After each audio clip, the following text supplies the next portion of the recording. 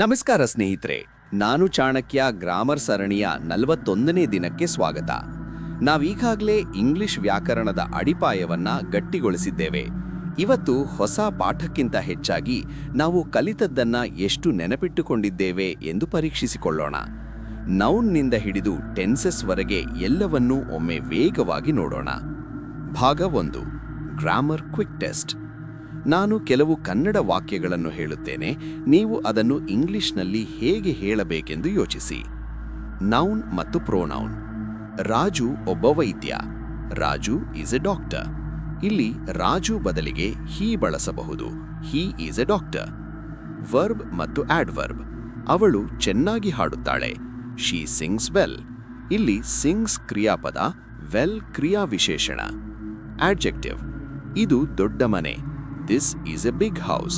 ಇಲ್ಲಿ ಬಿಗ್ ಮನೆಯನ್ನು ವರ್ಣಿಸುತ್ತಿದೆ. ಭಾಗ 2, ಟೆನ್ಸ್ ಪ್ರಾಕ್ಟೀಸ್. ಒಂದೇ ವಾಕ್ಯವನ್ನು 3 ಕಾಲಗಳಲ್ಲಿ ಹೇಳೋಣ.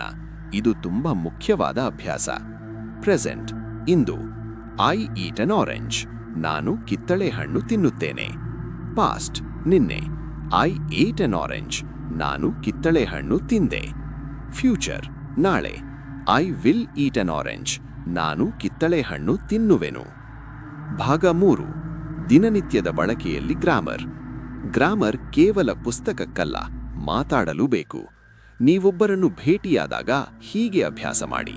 How are you? Present. Where were you yesterday? Past. Will you meet me tomorrow? Future. ಸ್ನೇಹಿತರೆ, ಗ್ರಾಮರ್ ಸರಣಿ ಇಲ್ಲಿಗೆ ಮುಕ್ತಾಯವಾಗುತ್ತಿದೆ. ಇವತ್ತಿನ ಹೋಮ್ವರ್ಕ್ ಸ್ವಲ್ಪ ದೊಡ್ಡದಿದೆ. I go to market. ಈ ವಾಕ್ಯವನ್ನು ಪಾಸ್ಟ್ ಟೆನ್ಸ್ ಮತ್ತು ಫ್ಯೂಚರ್ ಟೆನ್ಸ್ಗೆ ಬದಲಾಯಿಸಿ ಕಾಮೆಂಟ್ ಬಾಕ್ಸ್ನಲ್ಲಿ ಬರೆಯಿರಿ. ನಾಳೆಯಿಂದ ನಾವು ದಿನನಿತ್ಯದ ಮಾತುಕತೆ, ಅಂದರೆ ಆಫೀಸ್ನಲ್ಲಿ, ಮನೆಯಲ್ಲಿ, ಅಂಗಡಿಯಲ್ಲಿ ಇಂಗ್ಲಿಷ್ ಹೇಗೆ ಮಾತಾಡಬೇಕು ಅಂತ ಲೈವ್ ಆಗಿ ಕಲಿಯೋಣ. ಧನ್ಯವಾದಗಳು.